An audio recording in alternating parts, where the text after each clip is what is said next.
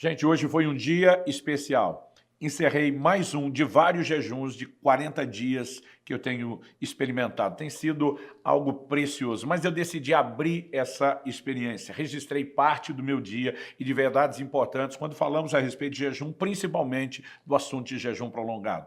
Quero dividir essas verdades com você. Primeira verdade que eu quero compartilhar com você é algo que nós precisamos mudar o paradigma e desmistificar isso.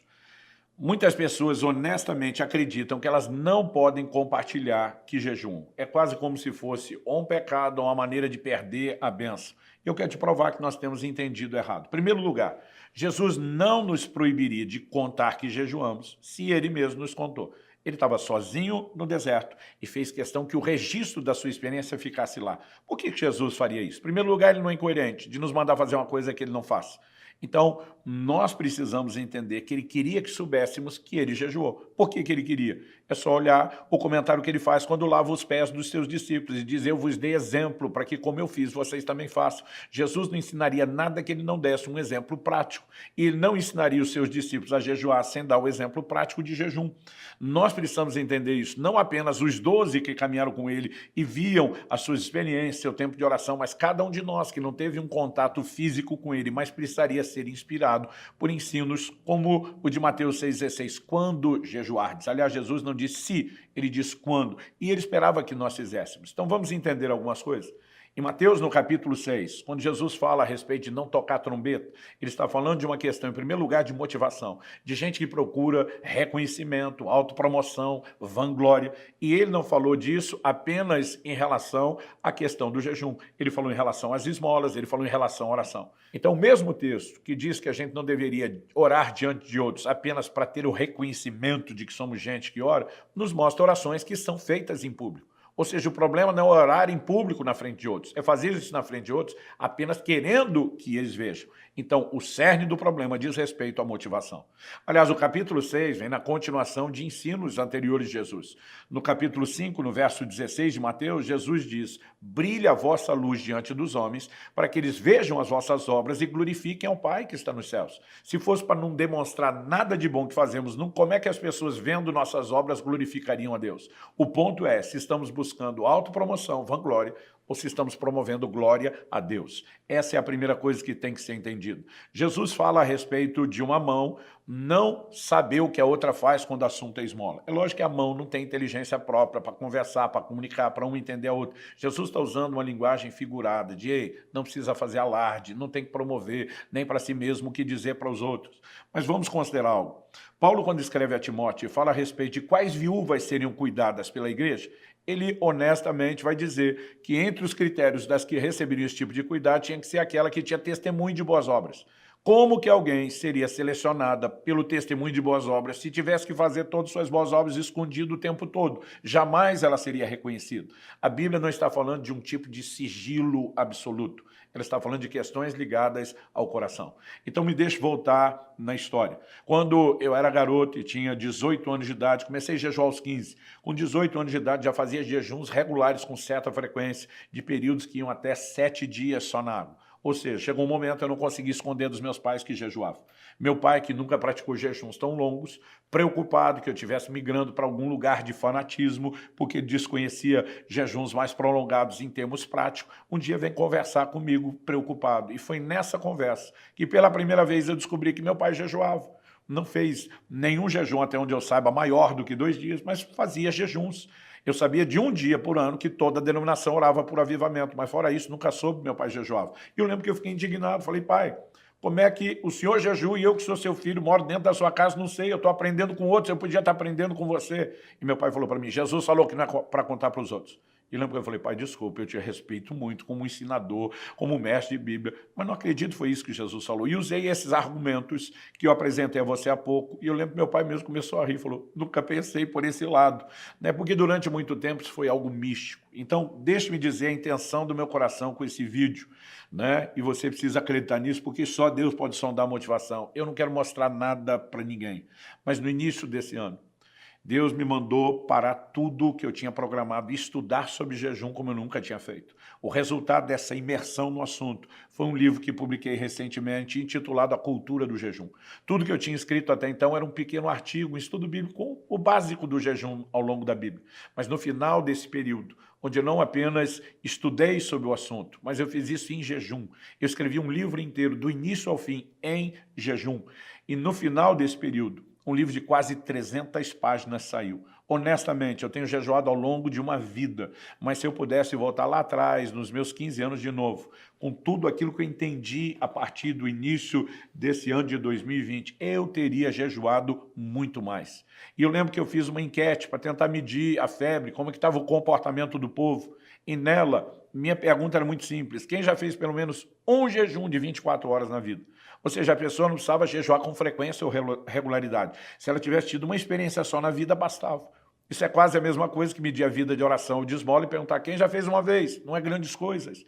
No entanto, para minha surpresa, 59 ponto alguma coisa por cento, quase 60% respondeu nunca ter feito um jejum de 24 horas na vida.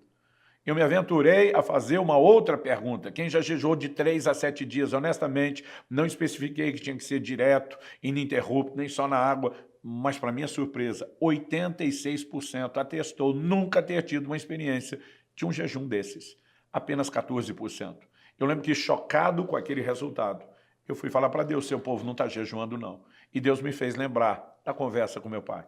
Ele me fez lembrar de quando, aos 18 anos, eu protestei. Falei: pai, quem não jejua não fala nada porque não faz. Quem jejua não fala porque acha que vai pecar e perder a bênção. Como é que nós vamos aprender a fazer se ninguém nem ensina e nem inspira a gente na prática? E Deus me fez lembrar daquilo. E ele falou: meu coração, se você estivesse falando mais, ensinando mais sobre jejum, muito mais pessoas estariam desmistificando o assunto, podendo experimentá-lo de forma prática. E no início desse ano eu fiz uma promessa a Deus: eu te prometo que eu não apenas vou jejuar como eu nunca fiz antes, mas que eu vou falar mais sobre o assunto, porque nós precisamos inspirar as pessoas. Então decidi reunir num vídeo informações desse último dia, o 40º dia do jejum. Minha rotina de ter pregado em 4 cultos, de ter me exercitado durante a tarde, a lógica de por que faço isso. Então algumas imagens virão enquanto tratamos desses assuntos. O primeiro dele é desmistificar essa ideia de podemos ou não podemos falar. Eu tenho visto minha casa jejuar. Minha filha, há pouco tempo, fez um jejum de 20 dias na água. Recentemente, meu filho saiu de um de 7. Minha mulher fez um de 10. Alguém perguntou: ei, você acha que sua família tem o dom de jejuar? Eu falei: não, eles têm exemplo, eles têm inspiração, né? Eles têm referência para isso. E é uma das coisas que nós precisamos para viver o evangelho em todas as áreas. Nessa não seria diferente. Honestamente, eu passei a ser inspirado a jejuar por causa que outros compartilharam tanto seus jejuns como suas experiências e orientações práticas. Então nós precisamos mudar isso. Não quero, com esse vídeo curto, inspirar ninguém a nenhuma responsabilidade. Quando eu falo de jejum prolongado, para mim, jejum prolongado segue alguns critérios, e essa é a segunda verdade que eu tenho que deixar com você. Em primeiro lugar, eu creio que ele deveria demandar muito treino e prática em jejuns menores, antes de se tornando períodos cada vez maiores. Não é uma regra, não é um fundamento bíblico que não possa ser quebrado, mas a exceção será apresentada na sequência. Tirando a questão da experiência, eu acredito que precisamos da direção do Espírito Santo. Se o Espírito Santo claramente definir alguém que tenha a maturidade de ouvir e reconhecer a sua voz, adicar um jejum prolongado, eu não posso questionar. Esses dias, um pastor amigo meu, que nunca teve experiência de jejuns muito prolongados, começou direto com um jejum de 40 dias, embora ele procurou se informar muito e ter um certo nível de acompanhamento. E para mim, um terceiro ingrediente, que não é uma exigência bíblica, é uma maneira de me proteger e proteger outros de atos de responsabilidade. Eu sempre faço jejuns prolongados, de 40 dias, foram 4 até agora, com acompanhamento médico, antes, durante e depois. Então, quero deixar essa palavra de advertência. Obviamente, o jejum prolongado não é uma coisa tão assustadora quanto parece até que você comece a praticá-lo. O que é que nós precisamos entender sobre a fisiologia do jejum? Quando vamos falar agora de jejuns prolongados, a Bíblia apresenta períodos de 3 dias, de 7 dias, de 14, 21 e 40. Não quer dizer que esses são os únicos períodos que alguém possa jejuar, são os exemplos bíblicos. O que é que nós precisamos entender? Quando você pula uma refeição, seu corpo já começa a sentir um desconforto, não é apenas pelo hábito dos horários que come, é porque deixou de entrar glicose, que vem principalmente por meio do carboidrato, que é a nossa fonte de energia. Quando a energia deixou de entrar, o corpo precisa recorrer a uma outra fonte. Qual? Ele vai buscar energia agora no glicogênio, armazenado principalmente no fígado e também no músculo. Com no máximo 3 dias, essa sua segunda opção de fonte de energia, ela vai se esgotar. Então o corpo entra em cetose. O que é a cetose? É quando agora o que virou fonte de energia são as reservas de gordura acumuladas no corpo. A partir desse momento, nos primeiros 3 dias, que é o tempo que leva até a cetose, as pessoas que principalmente não passaram por uma desintoxicação alimentar prévia e não têm um estilo de vida tão saudável vão sofrer mais, vão ter dor de cabeça, irritação, é um processo desconfortável. Quem já está com o organismo limpo ou se preparou, não costuma sofrer. No último jejum que eu entrei, não precisei de nenhuma preparação, comecei direto. No anterior a esse, eu passei por um processo de 10 dias de preparação para que não tivesse incômodo. Mas passada essa fase mais chata do desconforto inicial e quando o organismo entra em cetose, a pessoa começa a ter energia, disposição, ela deixa de ter fome. Alguns, a partir do 5º dia, alguns levam até o 7º dia para deixar de ter vontade de comer. O que acontece? Nós trocamos um alimento externo por um interno. Então você acorda, tem saciedade. Pastor, nós podemos ter energia? Depende. O que acontece no jejum prolongado? Vamos para outra informação. Você parou de comer, o metabolismo vai baixar. Quem para de comer normalmente para de se exercitar e de se movimentar, o metabolismo vai baixar um pouco mais. O organismo que está vivendo de reserva de gordura faz a leitura do metabolismo e diz, não está precisando de tanto, por que é que eu vou entregar energia desnecessária? E ele entra no modo de economia. O que acontece? Quando alguém faz um movimento de pressa em jejuns prolongados, normalmente de 1 semana até 3, isso varia com cada um, ele pode ter tontura, ele pode ter uma sensação de fraqueza. O que eu aprendi com orientação de um médico que pesquisa muito o jejum, que tem uma clínica que trata pacientes com jejum e tem uma larga amostragem, ele nos chamava a parar para pensar na homeostase, a capacidade de adaptação do corpo. Ele diz, ei, se você se exercitar numa base praticamente diária e o seu corpo entender que precisa de energia, na adaptação, na homeostase, ele vai te entregar energia. Fiz isso no meu último jejum. Passei a treinar no 9º dia, depois que li isso, consultei meu médico, ele me diz, olha, a teoria é essa, nós não temos o laboratório que ele tem. Falei, doutor, você é o seu laboratório. Eu quero estudar isso, orei e tive paz. O que eu fiz? Treinei até o 40º dia. Nunca tive tanta disposição física no jejum como treinando, porque eu exigia que meu corpo entregasse a energia que eu precisava. Isso me gerou outra solução. Não era apenas a energia que eu precisava de dia. Quem faz jejum prolongado normalmente tem insônia à noite. Por quê? A irrigação sanguínea que não vai para a digestão. Quando você come uma feijoada, né, um churrasco, normalmente você tem aquela indisposição, sono depois, porque toda a irrigação sanguínea está quase que concentrada ali, um grande volume, melhor dizendo, concentrado na digestão. Quando não tem a digestão, e você está num período de vários dias de jejum, a irrigação sanguínea vem para a cabeça. Então, é algo natural, não é espiritual, é algo fisiológico, você fica criativo, você fica inspirado, a mente fica acelerada. É por isso que os gregos antigos, que não jejuavam com propósitos espirituais, diziam que clarificava a mente. Gente como Pitágoras exigia, né, que os seus discípulos jejuassem antes dele ensiná-los. Mas a parte diferente é a percepção espiritual. Para aqueles que servem a Deus, estão debaixo da ação do Espírito Santo. Antes de treinar, eu tinha muita insônia. A partir do momento que passei a treinar, o treino me deu energia de dia, mas tinha um cansaço e uma qualidade de sono melhor à noite. Depois, é a minha segunda experiência de um jejum com treino, do início ao fim, com exercício físico. Eu nunca mais tive fraqueza, eu nunca mais tive tontura, eu nunca tive falta de energia ou disposição, mesmo em jejuns prolongados. E acredite, nunca mais tive insônia. Particularmente, eu acredito que é uma ferramenta que aqueles que vão fazer jejuns maiores precisam entender. Pastor, seus jejuns de 40 dias são só na água? Só na água o primeiro. A partir do meu segundo jejum, meu médico aconselhou, se você quiser introduzir uma bebida quente, como café ou chá, desde que não tenha açúcar, porque no açúcar vem a glicose, que te tira da cetose, que vai fazer com que você tenha fome. Então ele diz, essa parte do jejum fisiológico não pode ser quebrado. Se você não entender de Deus, como no primeiro, que tem que ser só água, no primeiro tomava água mineral, nunca quis tomar água de coco. Alguns preferem usar por causa do equilíbrio eletrolítico. Eu particularmente tenho medo, porque a água de coco tem frutose. E eu não sei qual a quantidade que pode me quebrar a cetose, então eu particularmente não arrisco. Mas o jejum não tem regras específicas. Eu sempre digo para as pessoas, meu jejum, minhas regras. A menos que o Espírito Santo te dirija, você tem liberdade. Tem gente que faz o jejum parcial como o de Daniel. Se alguém fizer um jejum de 40 dias só com suco deixou de ser jejum? Não, não será o jejum normal. Provavelmente, havendo consumo de algum tipo de glicose, a pessoa não estará em cetose, então ela pode ter fome todos os dias, acaba muitas vezes o que parece mais fácil, acaba se tornando mais difícil.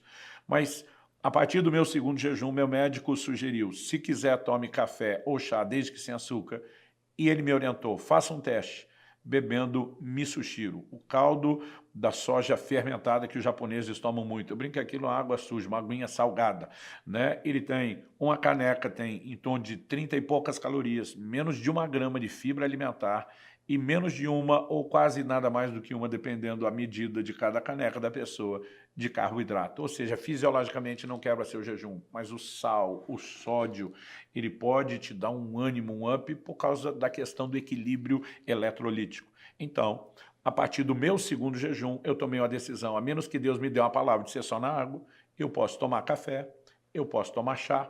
Honestamente, com o tempo, meu paladar, embora o café seja das minhas bebidas prediletas, sempre sem açúcar, mesmo quando não estou jejuando, durante o jejum ele acaba ficando muito forte, então já não consigo tomar tanto. Mas o misoshiro eu tenho feito uso.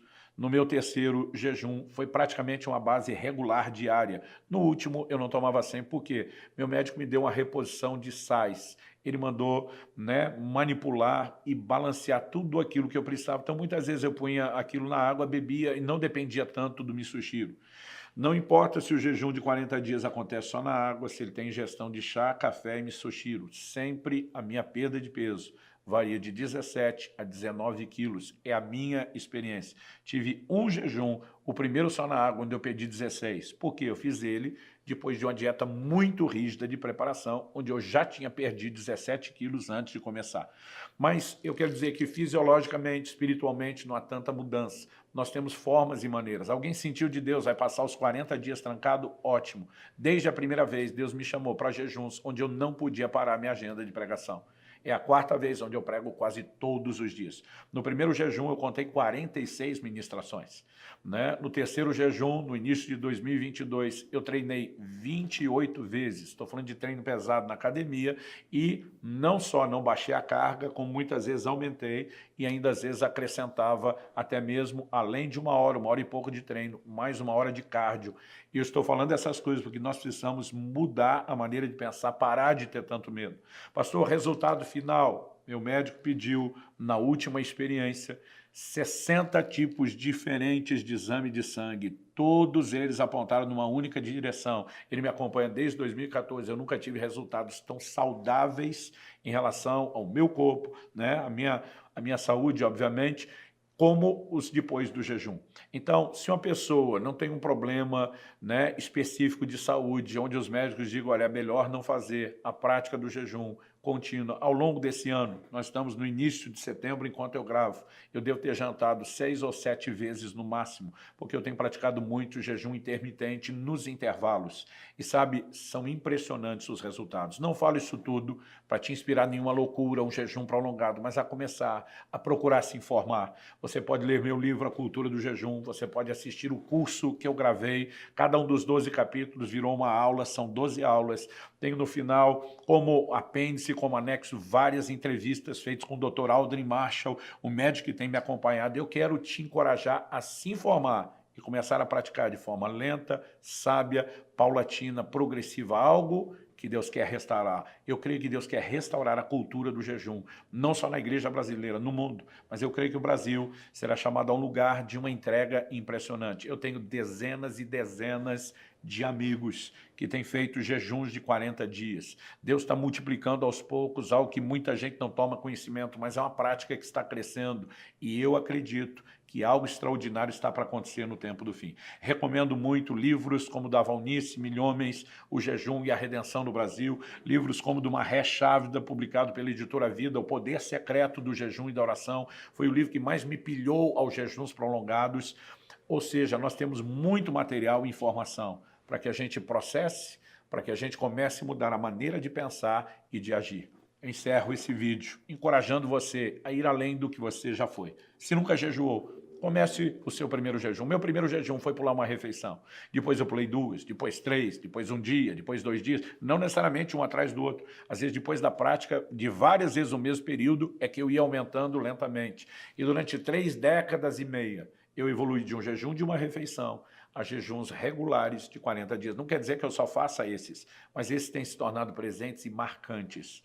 Não falo muito das minhas experiências com Deus, que têm sido extraordinárias, porque não quero te inspirar a tentar ter a minha experiência. A experiência que eu tenho no jejum não repete na outra. Cada jejum é único, é singular. Eu tenho tentado usar apenas a oportunidade de trazer um ensino bíblico e explicações de ordem fisiológica que ajudem a melhorar a prática de cada um. Suas experiências, elas virão à medida que você pratica, e elas serão um ingrediente a mais. Elas não deveriam ser a nossa motivação. A motivação é buscar a Deus. As experiências são efeitos colaterais, são mera consequência. Que Deus possa inspirar, fortalecer o seu coração através dessa experiência que eu decidi compartilhar com você e desses insights principais a respeito do jejum. A respeito do jejum. A respeito do jejum.